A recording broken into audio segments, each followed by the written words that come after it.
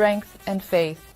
Listen in as we explore how God's love and grace can inspire and motivate us to overcome life's challenges and light the path forward. Hello, Pathfinders. Welcome back to another edition of Light the Path podcast. I'm so glad you're here. I'm your host, Deborah the Queen, and you are going to thoroughly enjoy this. Now, if you have been or if you haven't, make sure that you subscribe to the channel, hit notifications so that way every time there is a new episode that you will be notified. But thank you so much for the support, and you are going to thoroughly enjoy this episode just like you've been enjoying all the rest of the episodes. Now, today, this is for the ladies, and usually we don't, discriminate, but today it is for the ladies, and you're going to be empowered by finances. This is the title of this podcast is Grace in Action, Empowering Women in Finance, and this is our first Canadian guest. So get excited about that. Help me welcome Urmi to Light the Path. Hi. Hello. Now, did I pronounce your name correctly? No. Tell me again. It's Urmi. Urmi. Urmi. Urmi. Urmi. Urmi. Yes. Urmi. Yes. Okay, I got it. Thank you so much for being available. Now, we've been batting this around for about 6 weeks, and so I'm thoroughly excited to get this episode out to everyone. Tell me this first, as a financial professional, how do you navigate the challenges of a male-dominated industry while staying true to your authentic self? I would say for me, no matter where I go, it's important to be authentic and to show my truest self. And yes, it is hard to be in a male-dominated industry. But, I think that it's more important to sticking to your goals, sticking to your objectives in life. And even though it could be hard sometimes, very challenging, especially because I think there is a lack of representation, especially because I am I consider myself Italian Bengali, so there is, lack of representation. Sometimes, you have gender inequality, but I think for me, showing up myself in my most confident self has been probably one way that I've been trying to navigate this challenge.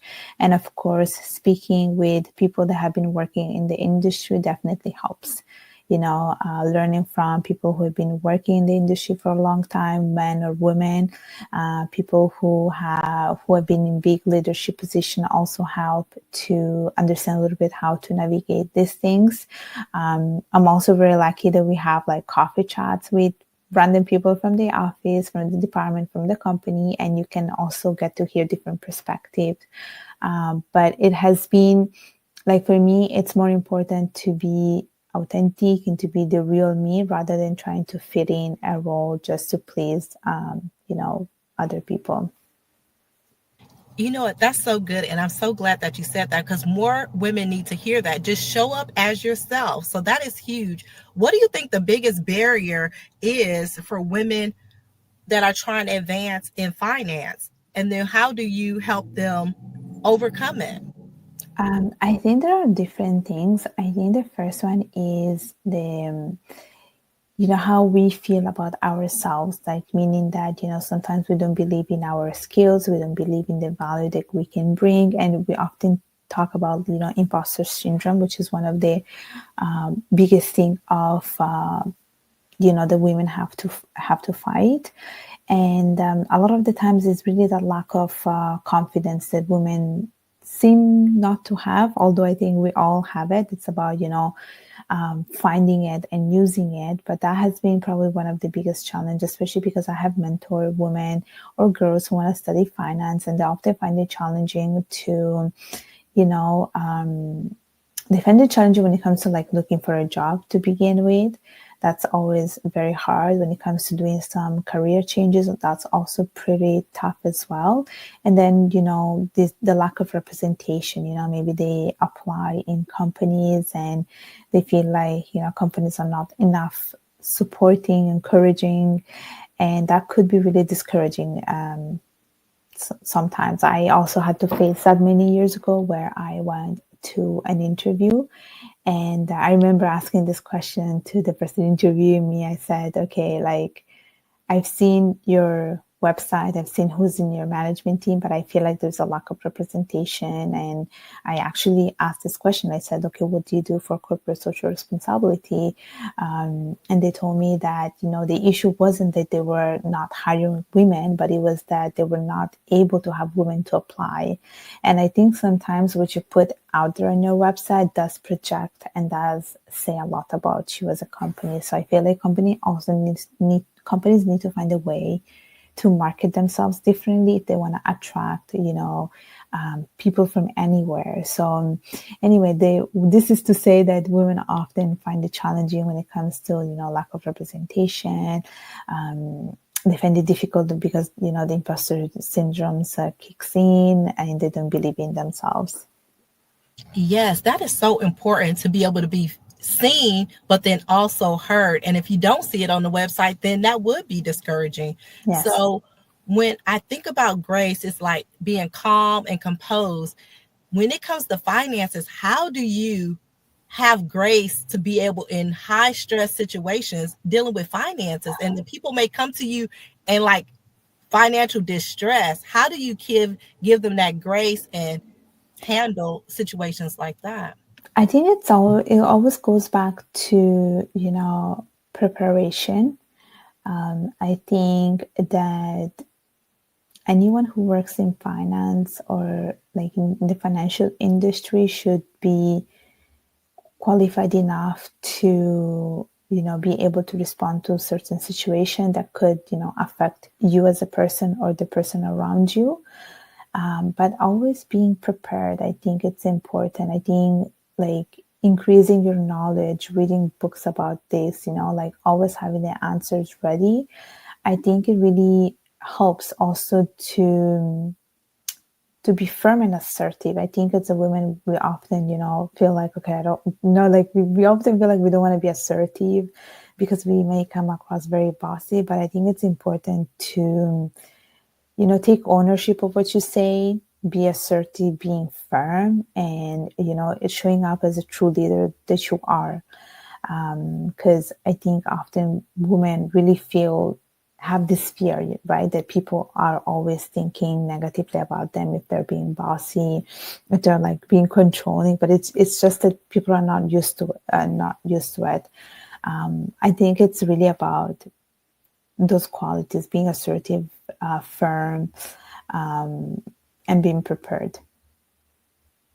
That's so good, because sometimes when you're not prepared, that can bring the lack of confidence, right? Yeah. And so what about when it's on the other spectrum? You've prepared, you've done all the work, but then you find yourself maybe in a setback. How do you help women overcome those setbacks, even in these challenging times where we aren't represented as much, but we've had a failure or a setback? How do you help women bounce back from that?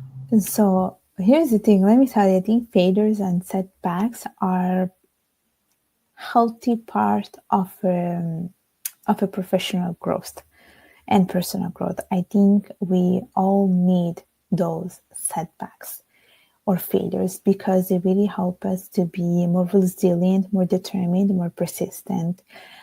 Yes, it's sad at the beginning, it's discouraging, it's demotivating, but I think it's in those moments that you realize your true potential and what you're capable of.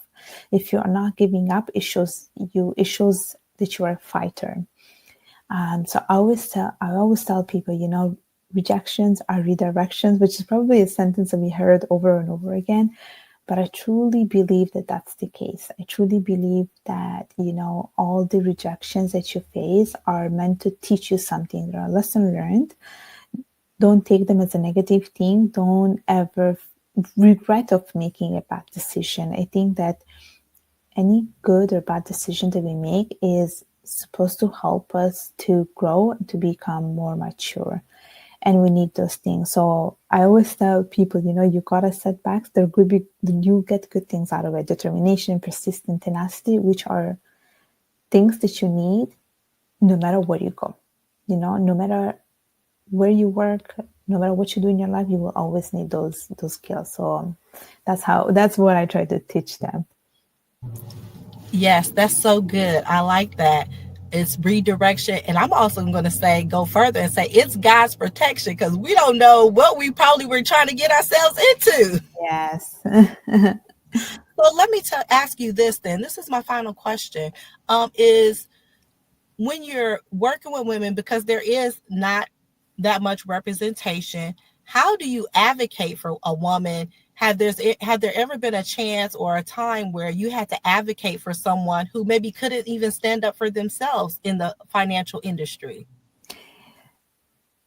The way I advocate for other people, so there are different ways actually that I do this. The first one is through mentorship, meaning that, we all have our path in life and we all have to lead the path. And I mentored a lot of women, and I still do. And one of the things that I always tell them, that you always have to advocate for yourself, because when you speak up for yourself, you're speaking up for other people. You bring the change, and by you taking actions, someone around you, especially women, might see you as a source of inspiration and might do the same thing. So the women that I have mentored so far, like I always tell them that, speak up for something when you're not happy about it.